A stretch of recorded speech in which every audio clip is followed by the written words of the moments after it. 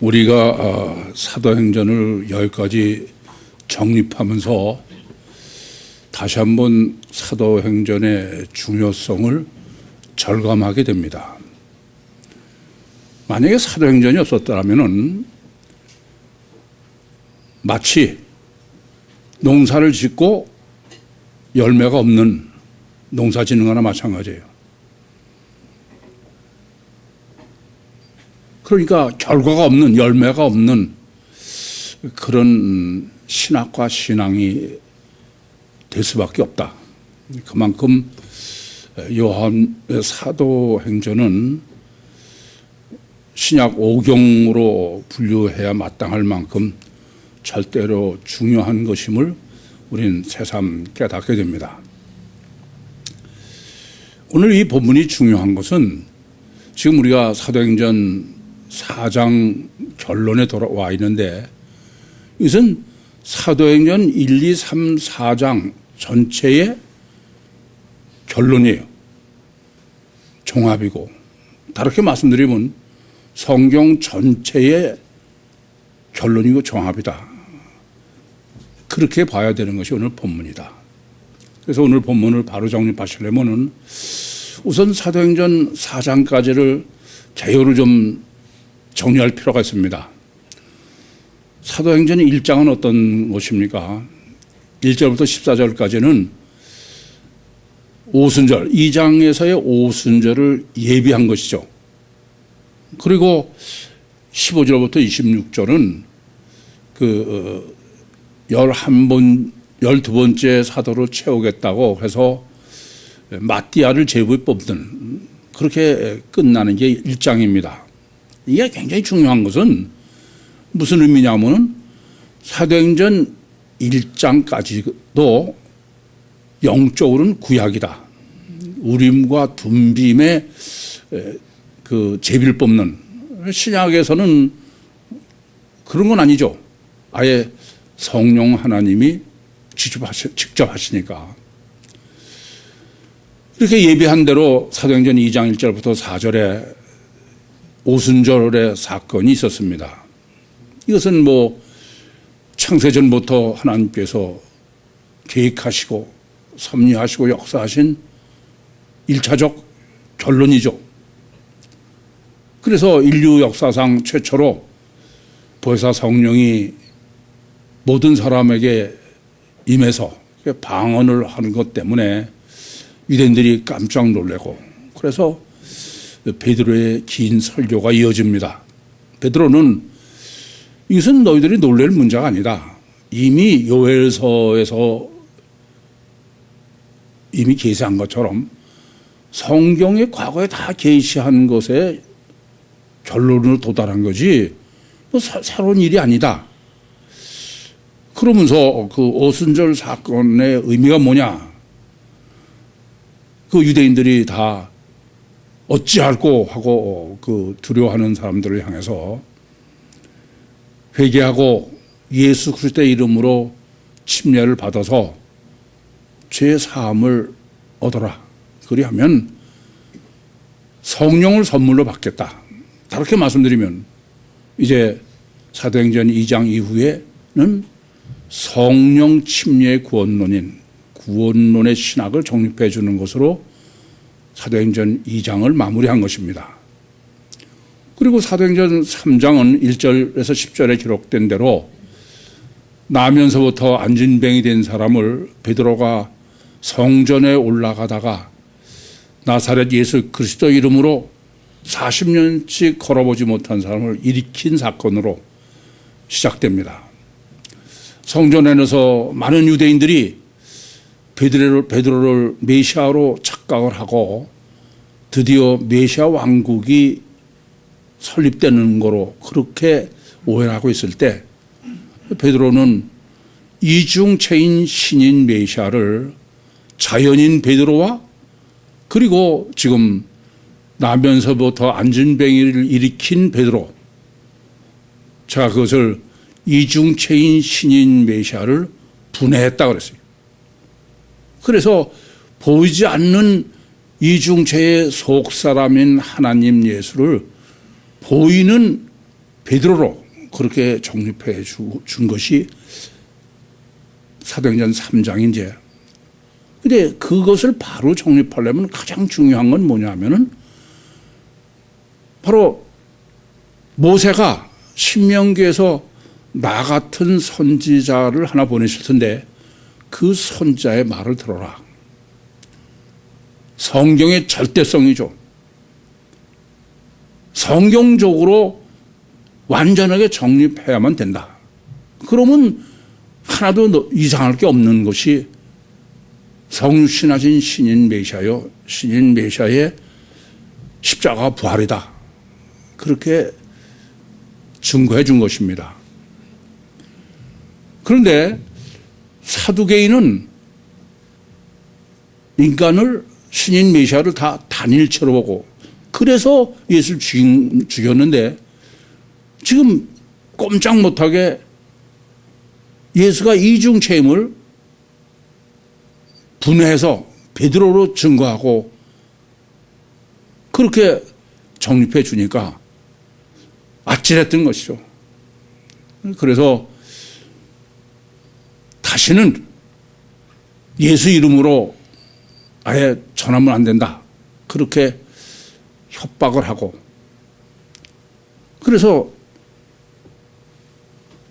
잡아서 구류했던 사람을 풀어준 것이 이제 본문에 보시는 대로 23절에 풀려 나온 거예요. 그리고 23절부터 31절 이것은 물론 사도행전 4장뿐이 아니라 전체의 결론이다. 보통 이건 중요한 게 아니죠. 대신 뭐 여전히 본문은 해석하시기 아주 난감한 데가 본문이에요.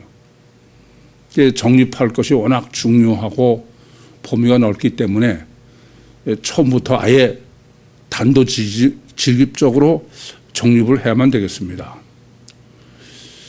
우선 문제가 되는 거는 그 사도행전 4장 3절에 베드로와 요한을 갖다 가뒀어요. 잡아서 억류했다가 그런 지금 23절에 풀어줬다는 얘기입니다. 저는 이게 문제가 되는 거예요. 이러한 역사적 사실이 문제가 되는 게 아니라 이걸 성경이 기록해야 되느냐 하는 문제입니다.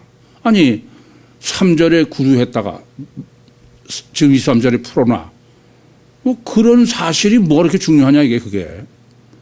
요한복음 20장 30절과 31절에 기록한 대로 성경은 예수님의 행하신 표정마저도 아주 엄선해서 기록한 게 성경인데, 아니 뭐 그렇게 억류했다가 풀어놨다 그래서 뭐가 달라질 게 있는 거예요 그게?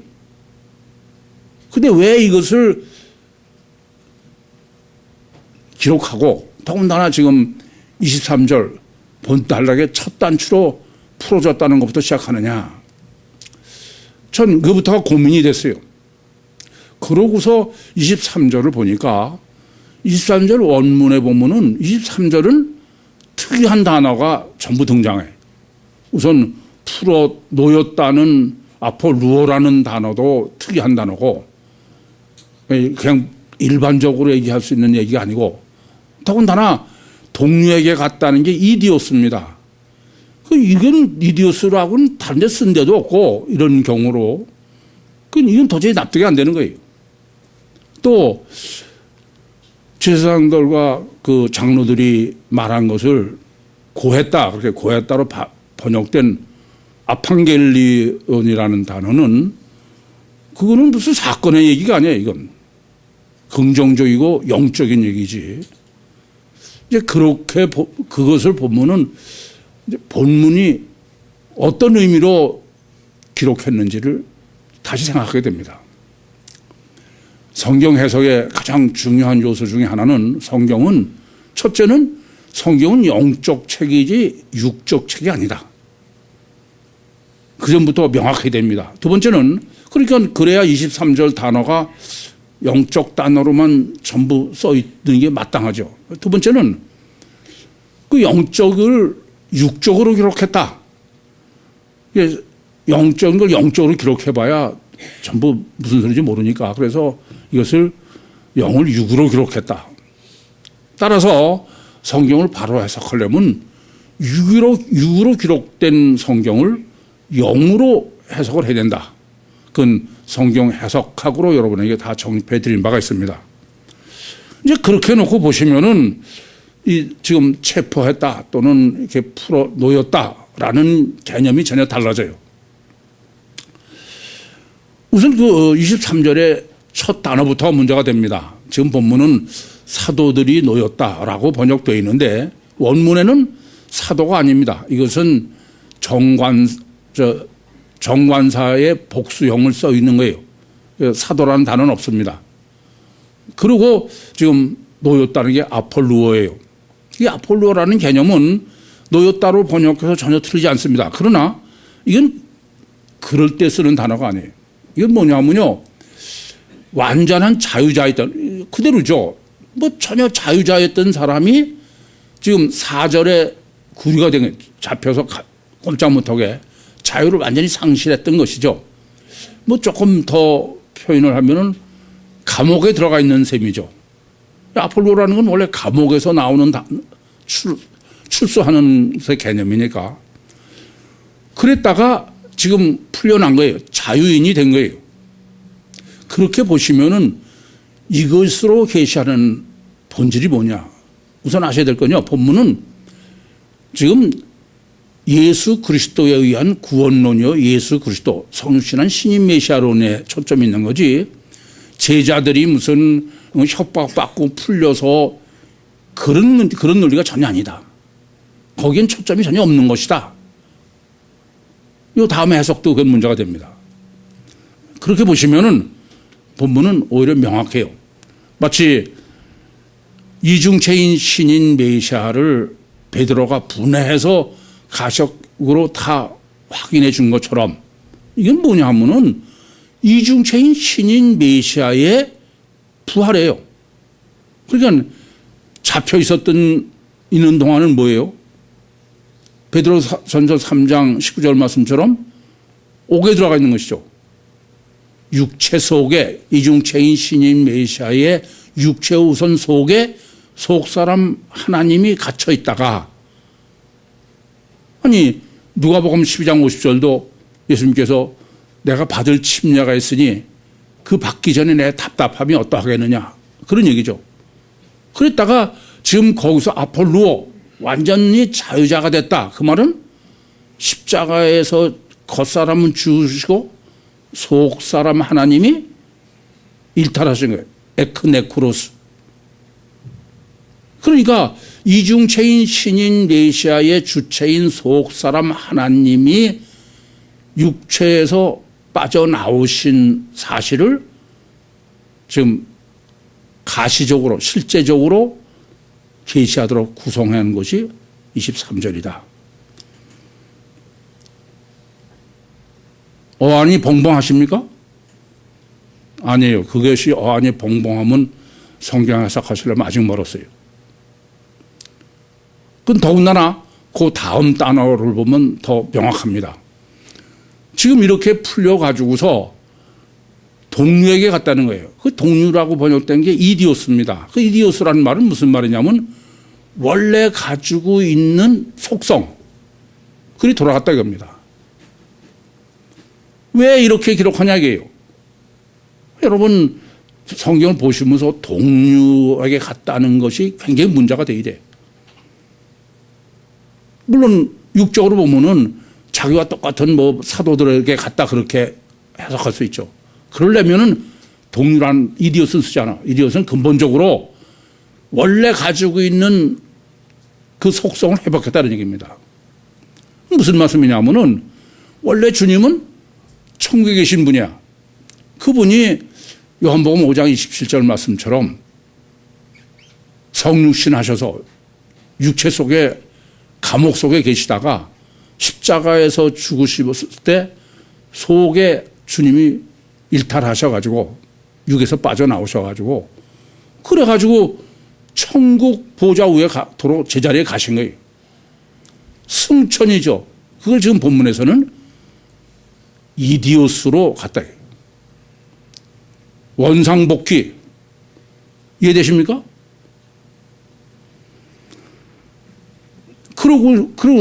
그런데 지금 이 23절의 결론이 뭐냐면은 제사장들과 장로들의 말을 듣고 그 말을 고했다는 거예요. 아판겔리온이에요. 그러면 제사장들과 장로들이 무슨 말을 했습니까? 이중체인 신인 메시아를 가시적으로 완전히 증거해주고 그러고선 속 사람 하나님 예수가 승천하셔서 예수 삼위일체로 하나님 보좌 우편에 계신 그분의 이름 보사 성령으로 나뉘면서도 안전뱅이 된 일을 일으킨 거예요. 그래서 예수 전에도 상관없다. 부활 전에도 상관없다. 절대 안 되는 건 예수 이름은 안 된다. 그러니까 예수 전에도 부활도 상관없는데 예수 이름이 안 된다는 건 이중체는 절대 안 되겠다. 근데 그 절대 안 된다는 것은 이중체를 자기들이 확인했으니까 그런 거죠. 그것이 아판겔리온이에요. 안겔로스라는 천사입니다. 영적 소식이에요. 그래서 24절에 이 말을 들은 거예요. 아판겔리온을 들은 겁니다. 그래서 하나님을 찬미한 거예요. 이심으로 번역된 단어는 호모스 두모스입니다. 이거는 이미 사도행전 1장 14절에 전심으로 기도했다. 이것은 긍정적인 기대를 하고 그런 마음이 전부 하나가 돼서 그런 얘기죠.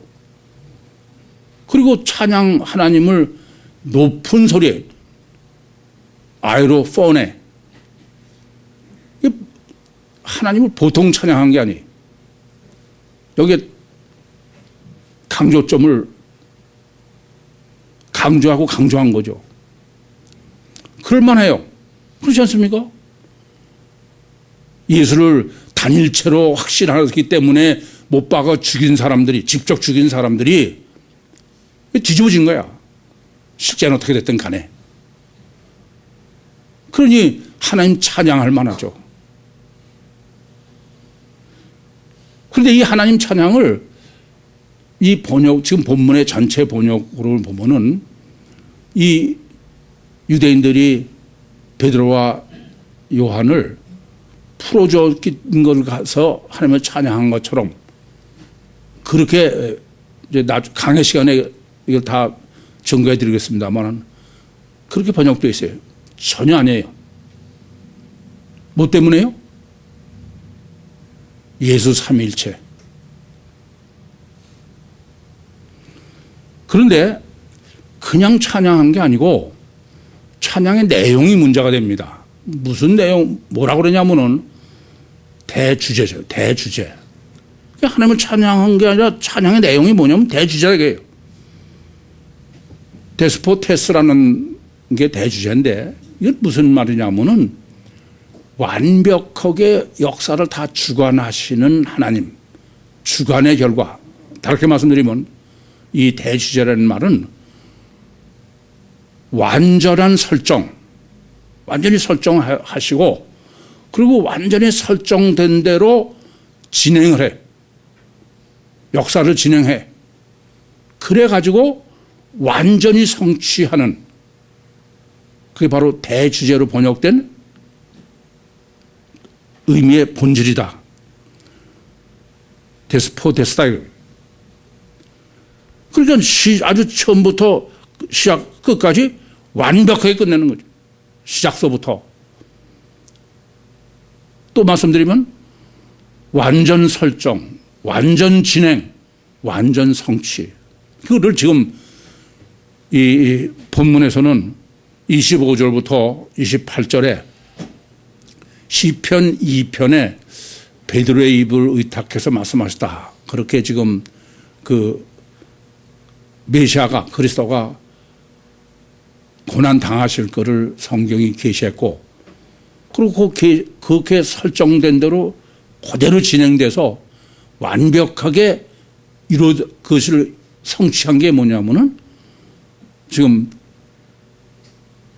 헤롯과 본디오 빌라도 이방인들이 예수를 죽였다. 십자가 그대로.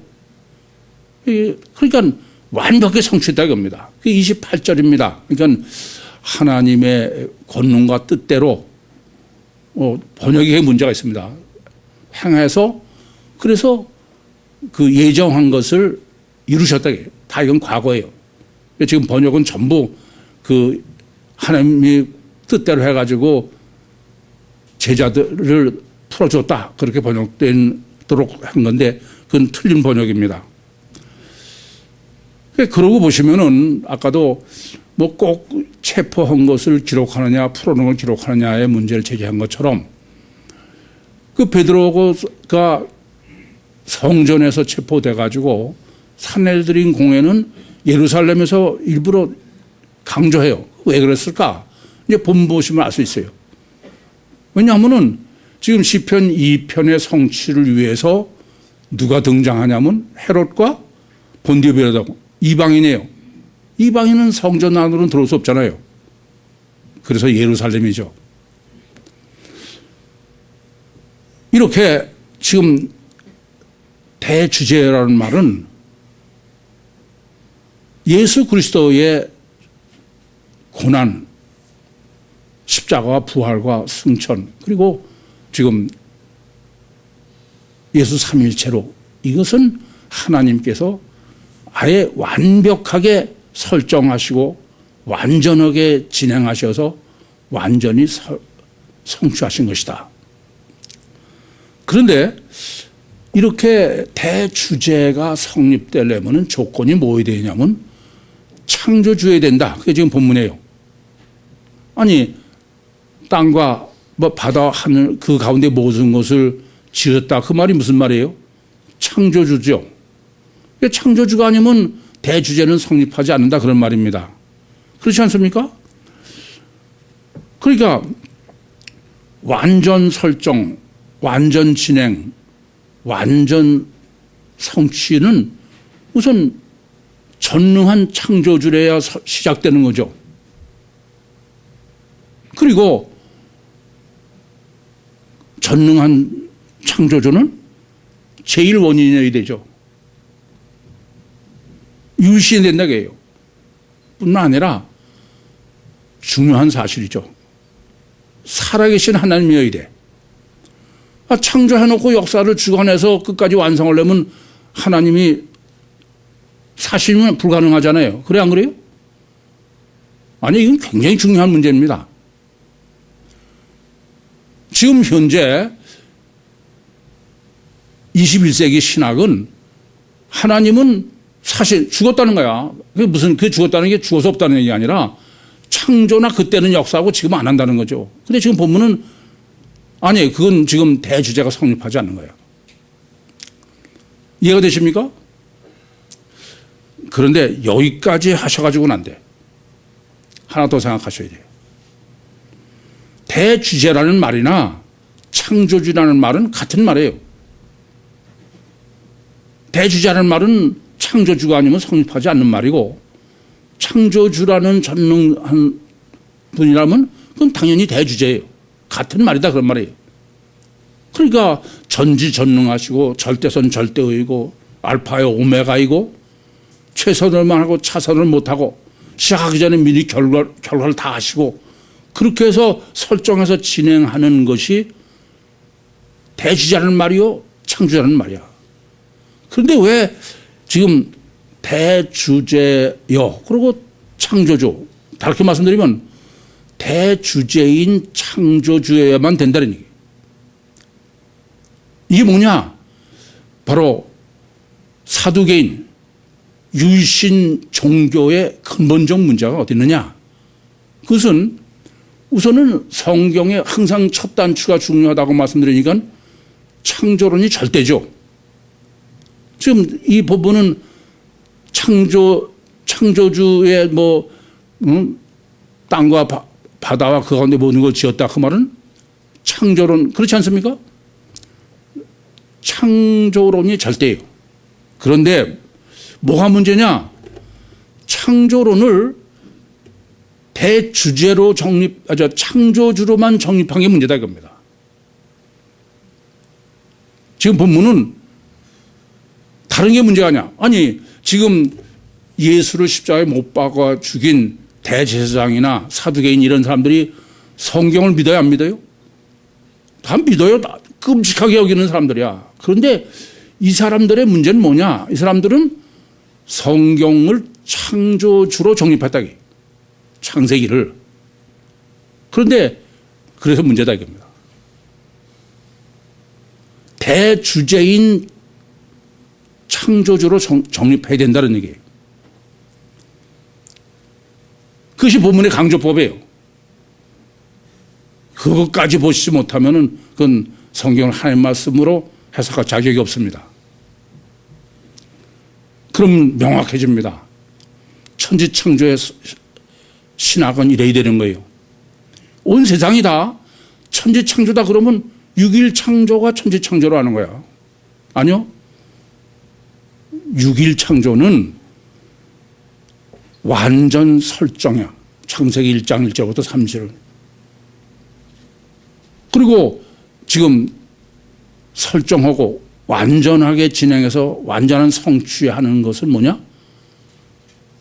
완전히 진행해서 완전 성취한 게 2장 1절부터 3절의 안식이래요. 그러니까 창세기 1장은 7일 창조의 설계도로 정립해야지 뭐가 문제냐? 6일 창조의 설계도로 정립한 게 문제다 이겁니다. 그래서 늘 제가 말씀드립니다. 천지창조는 천지창조가 목적이 아니야.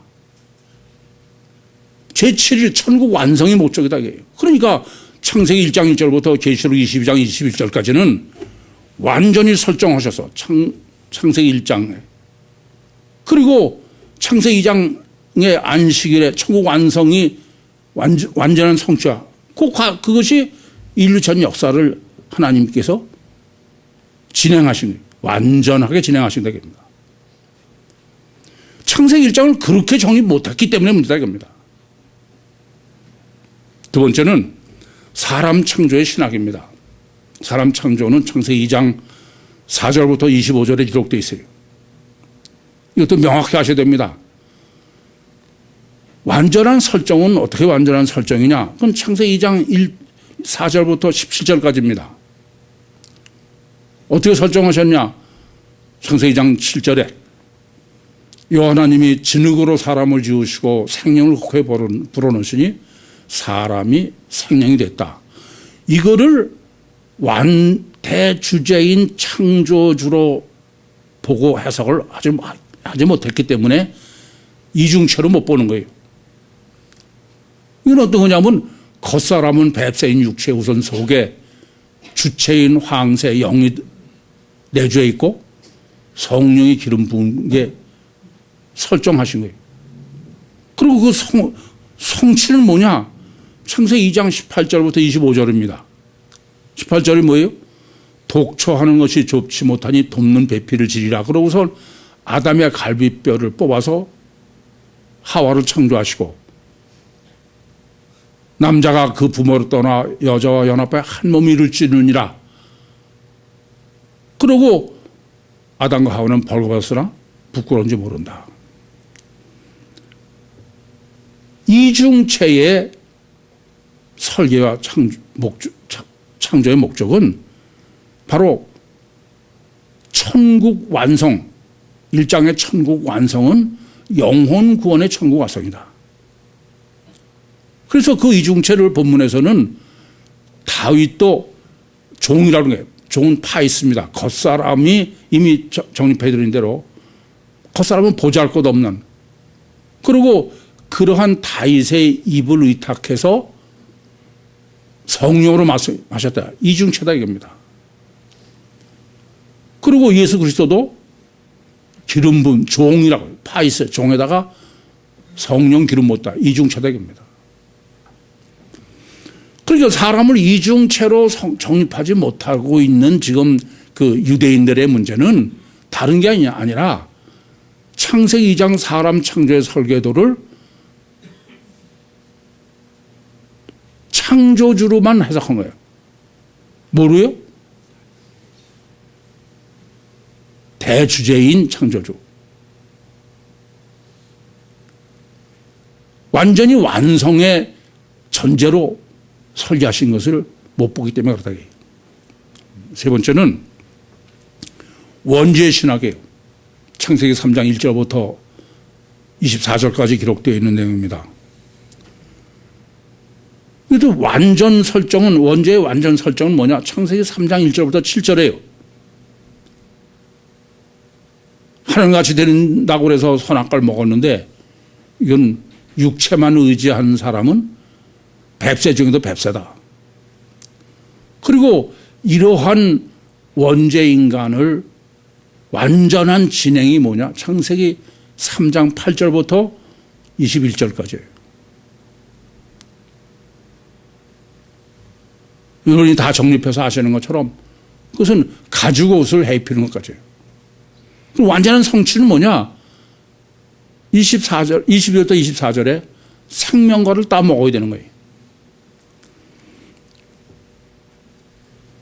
바로 영혼군요 천국 구원은 성육신하신 신인 메시아의 예수 삼위일체의 보혜사를 실제로 생명과로 먹어야 된다.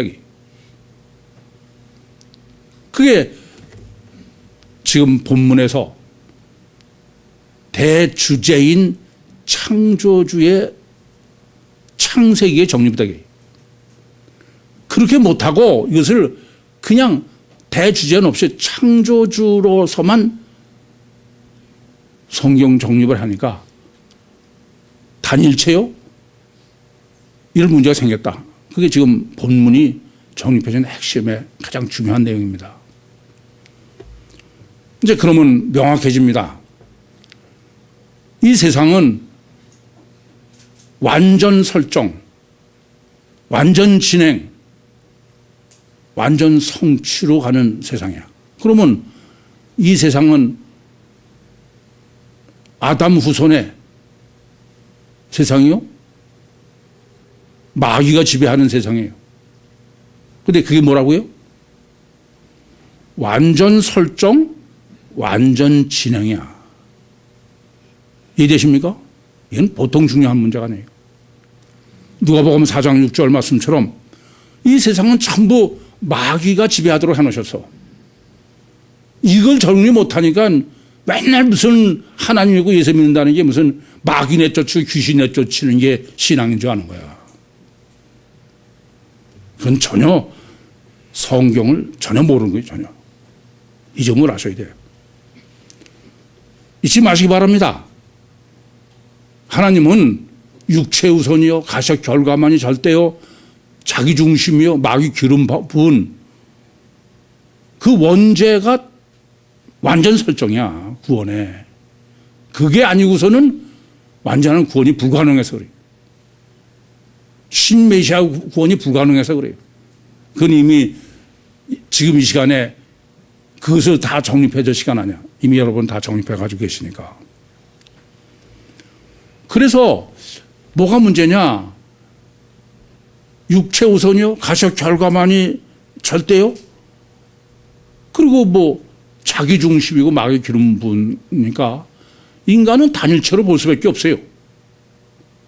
이건 불가항력적 본능이지 절대 그건 불가능한 거다 그런 말씀이에요.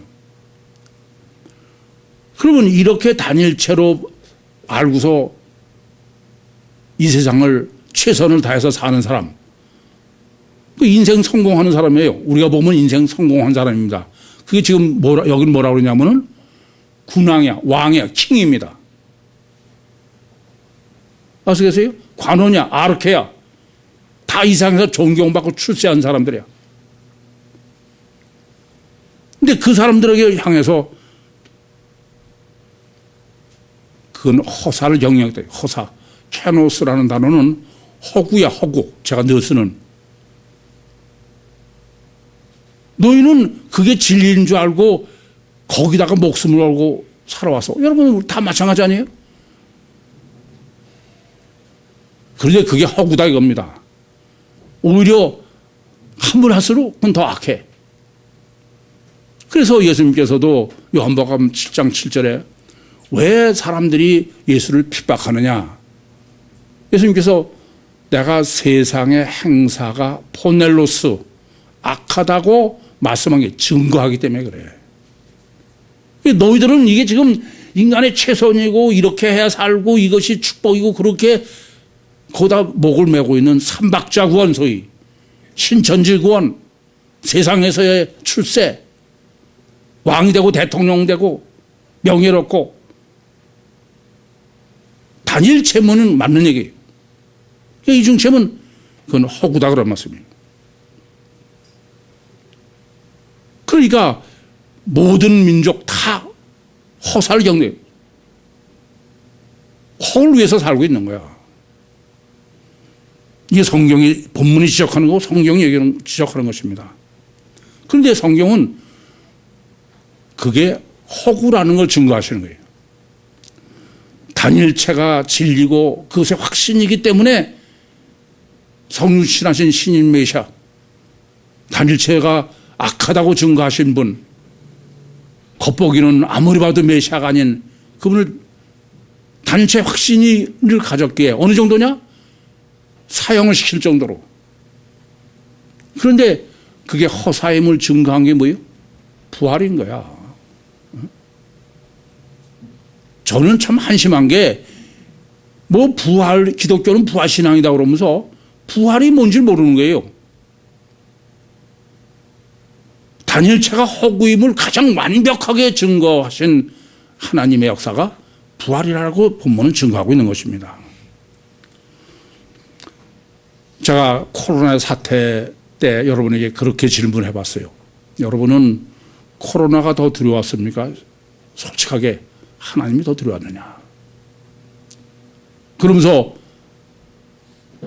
얼마나 이 세상이 허구인지를 가장 아주 증거한 게 코로나 사건이다. 아니 코로나 사건 전까지만 하더라도 생각해 보세요. 뭐 인간을 복제한다. 게놈 프로젝트. 그래서 유전자를 조작해 가지고선 이제는 육신이 죽지 않고 영생하는 사람이 생길 수도 있다. 그렇게 들떠 있는 세상에 아니 육안으로는 보이지도 않는 바이러스 하나 때문에 이 온 세계 이게 무슨 꼴이에요? 얼마나 그게 허구인지를 증거하는 것입니다. 그러고도 아직도 허구에 매달리고 있는 것은 참 딱하고 한심해요. 따라서 이 점을 아셔야 됩니다. 이렇게 허구를 경영하고 허구 경영이라고 보는 게 관심인 거예요. 껍데기 허구에만 관심이 있다고 합니다. 그런 나는 죽어야 돼. 이 점이 어려운 거예요. 이중체 신학의 가장 어려운 점입니다. 허구를 잘 키우면은 속에도 잘 되면 좋겠는데 할례에서 보듯이 겉사람은 죽어야 돼. 그래야 주체가 사는 거예요. 그게 부활이에요. 여러분 이 점을 아셔야 됩니다. 어떤 사람이 고난을 원하는 사람이 있어요. 아무도 고난 원하지 않아요. 그러니까 삼박자 구원이다 뭐 신천지다 그러면 사람들이 정신을 못 차리는 거야. 그래서 참복음 진리는 전하기가 힘든 거야. 그래서 예수님이 죽으신 거죠. 그렇지 않으면 죽지 않아요. 이 점을 잊지 마셔야 됩니다. 참 저는 이것 때문에 아주 복장을 찔 적이 너무 많아. 그랬으면 좋겠어. 그냥 육을 자꾸 키워나가면은 영적으로 됐으면 좋겠는데 양립하지 않는 거야. 그 늘 사측생이라고 해. 죽어야 산다. 그건 단일체는 성립하지 않는 얘기예요. 그러니까 세미나에서 정립해드린 것처럼 이 세상은 다 그냥 하면은 육적으로 성공하느냐. 피사의 사탑이요. 종교의 탑인데 영적 복음은 어떻게 하면 세상에서 내가 죽느냐. 저는 그게 늘 고민이에요. 여러분은 어떻게 하면 육이 사느냐를 그냥 불가항력적 본능을 갖고 있는 사람을 만놓고서 매주 그냥 아닙니다. 육을 어떻게 하면 죽느냐. 죽기 위해서 고민하는 사람으로 만들려는 게 제가 하는 짓이야. 딱 명확해 그게. 그러니 그게 인기도 없고 힘들 수밖에 없지. 그러나 그것이 살 길이고 그게 진리다 이겁니다. 허구를 경영하냐 이게. 허구에만 관심이냐 이게. 이것이 지금 본문은 주님의 십자가로 끝난 얘기가 아니다는 얘기입니다. 지금 본문에서 이제도 저의 위협함을 하감하시옵소서.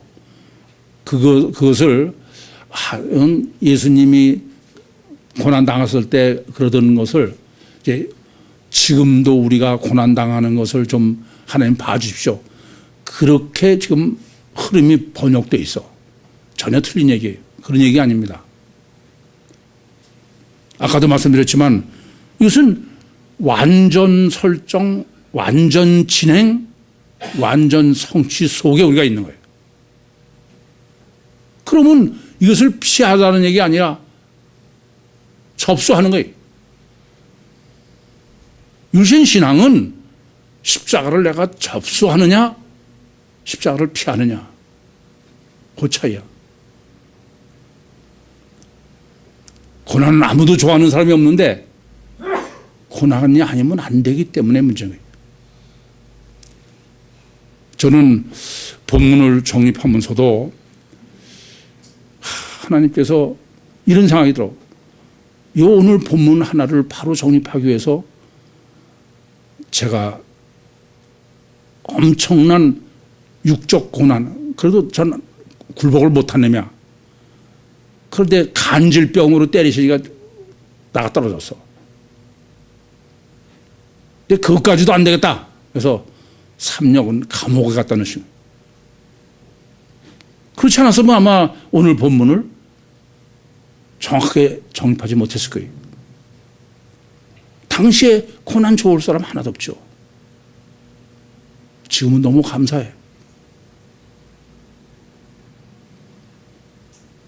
그래서 전 입에 발린 소리가 아니라 정말 여러분이 죽기를 소원하는 거예요.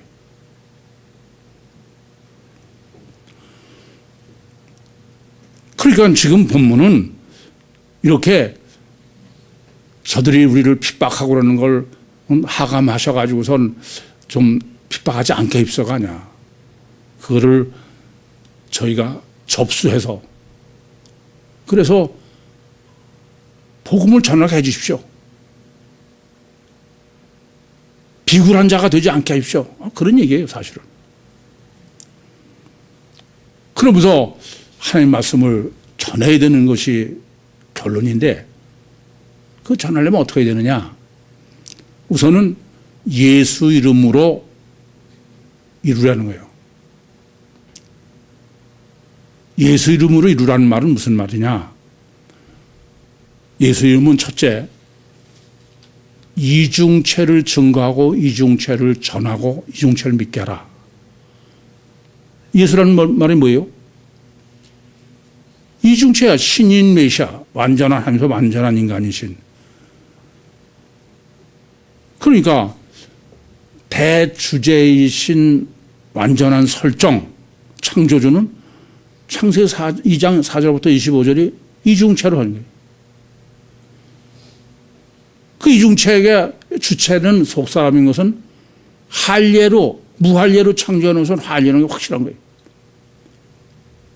예수를 할 때는 먼저 예수 이름으로 하는 얘기는 예수 전할 때 이점은 대단히 중요한 문제예요. 우리는 자꾸 뭐 복 받고 무슨 뭐 아니에요. 먼저 문제는 예수는 이중체다.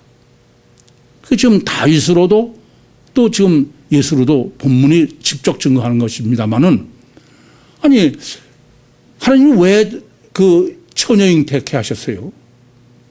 처녀 잉태라는 것은 예수 하나님은 예수 믿는 사람 다 믿는 얘기야. 두 번째는 처녀 잉태 안 믿으면 예수 믿는 사람이 아니에요. 그럼 생각해 보세요. 처녀 속에 하나님이 들어있어. 그럼 이중체지 그게 어떻게 단일체야?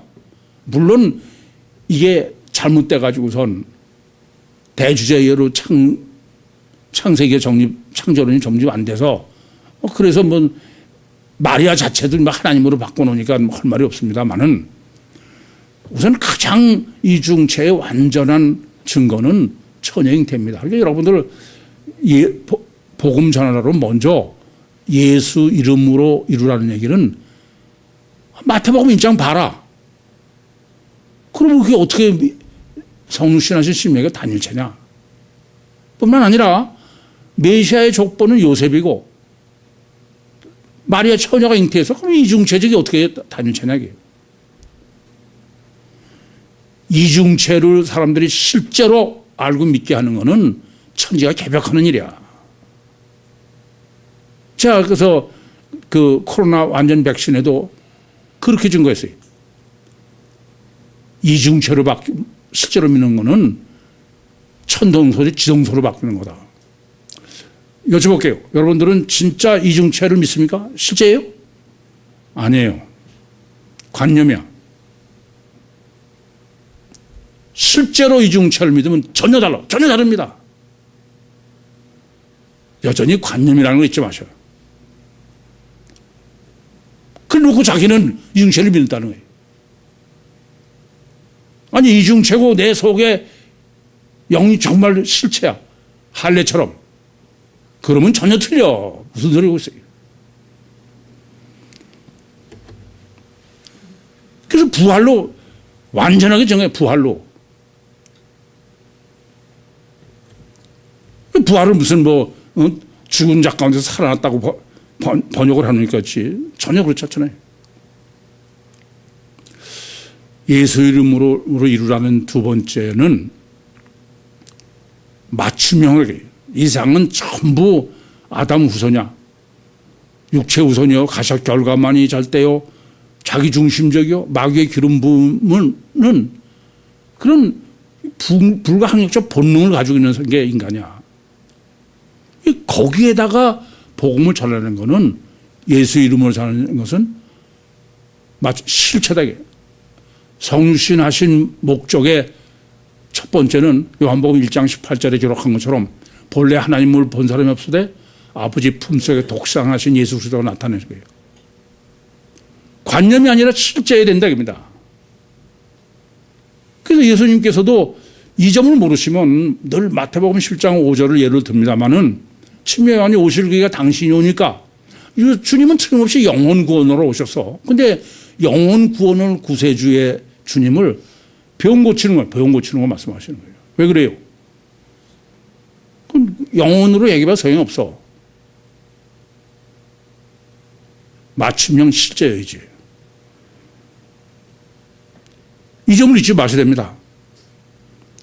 그러니까 완전 설정하신 대로 완전히 이루기 위해서는 그건 실체로 해야 돼. 아담 후손은 그는 뭐 설득한다고 되는 얘기 아니야. 그건 실제가 안 되거든.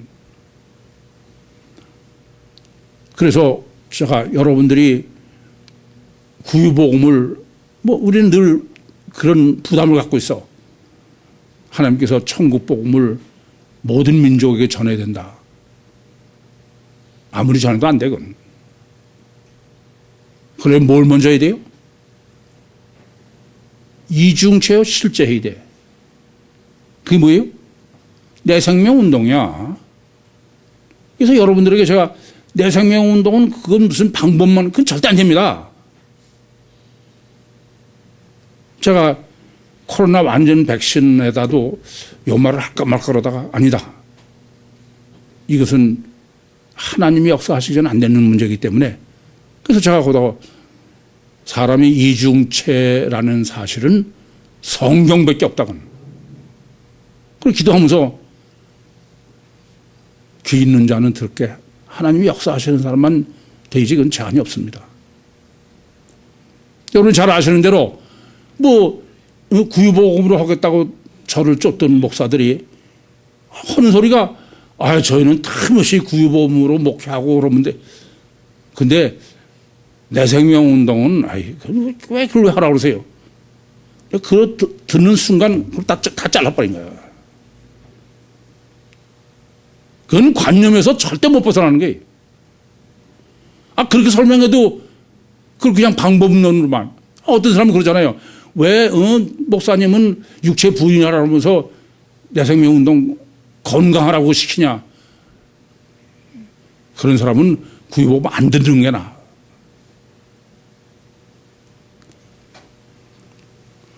세 번째로 예수 이름으로 이루라는 말씀은 우선 한번 30절 보겠습니다. 손을 내밀어 손을 내밀어 병을 낫게 하시고 표서와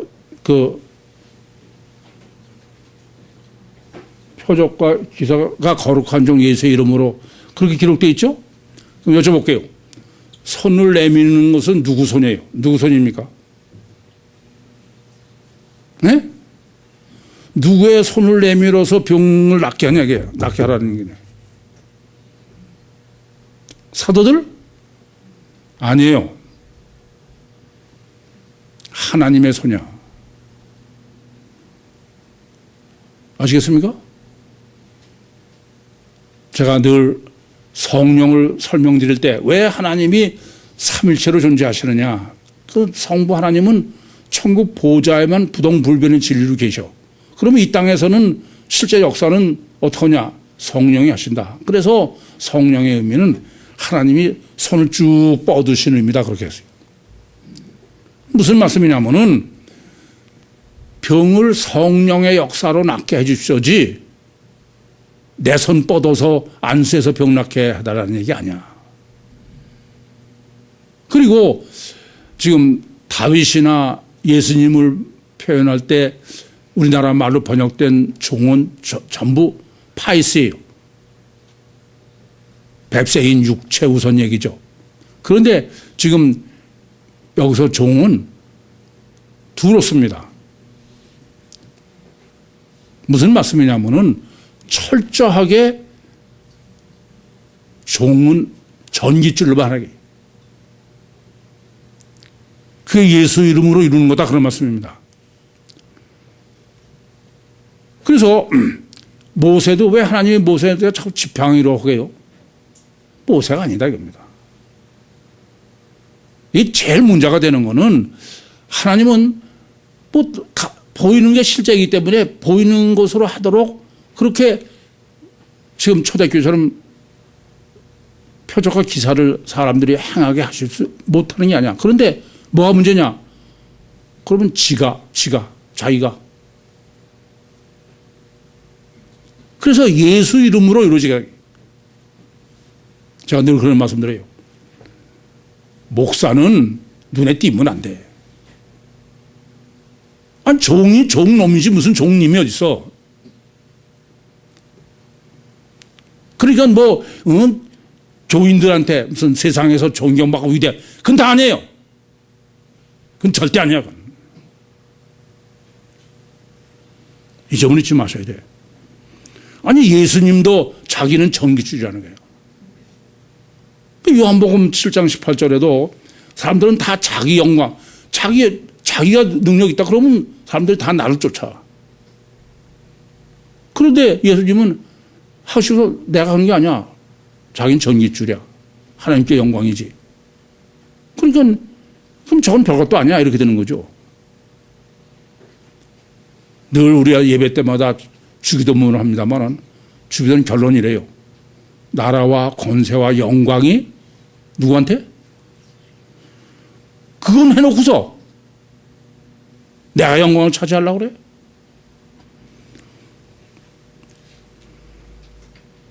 아시겠습니까? 이런 것은 다 궁극적인 목적은 뭐냐? 하나님의 말씀을 전하는 거예요. 근데 오늘 본문에 중요한 것은 그러면 우리가 뭐가 하나님의 말씀이냐 이거야. 다 쉽죠, 얘기가. 첫째, 지금 하나님의 말씀을 어떻게 본문이 지금 규정을 합니까? 대주제인 창조주야.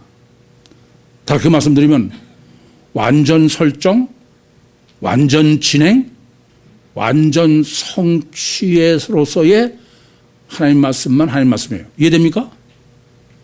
그럼 어떻게 하나님 말씀은 뭐가 하나님 말씀이에요? 제가 늘 쓰는 표현은 코끼리예요. 이래 코끼리. 이해되세요? 다리는 아니다 겁니다. 그러니까 무슨 뭐 찢어 벌려가지고 뭐 이게 어쩌고 아니에요. 그건. 창세기 1장 1절부터 계시록 22장 21절까지 전혀 모순이 없어야 돼.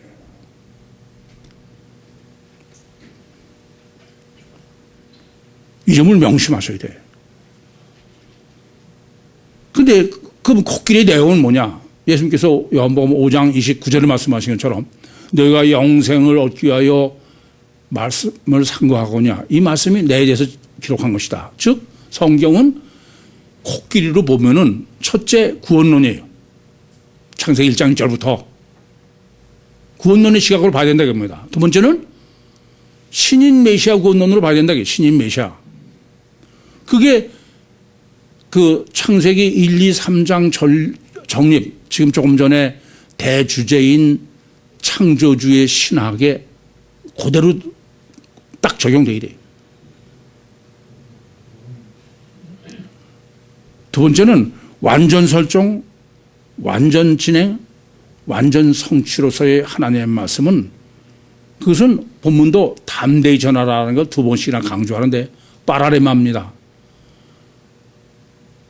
이것이 창세기 1장 1절부터 계시록 22장 21절까지라면 그것은 영적 말씀이지 육적은 절대로 그럴 수 있을 수가 없어. 복음은 영적 복음이에요.